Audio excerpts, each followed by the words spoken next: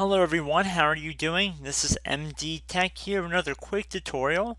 Today I'm going to be showing how to stop Windows Update from restarting your computer at a specific time and setting it instead to restart at a scheduled time.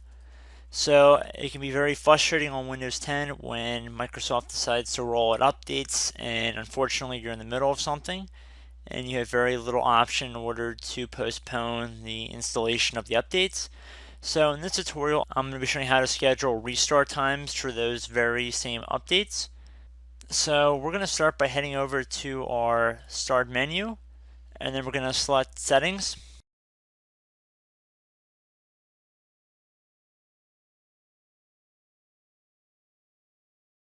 And then we're going to go underneath Update and Security.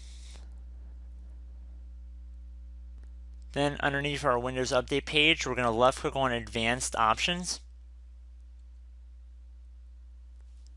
Underneath Choose how updates are installed, the default setting is automatic, which is recommended. If you click on this box, you'll see there's an option underneath to notify to schedule a restart.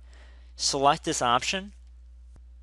Once Windows updates have been successfully downloaded to your computer, there will be an additional area that will open up that'll say that a restart has been scheduled. You want to select time and day of the week you want to set to restart your computer.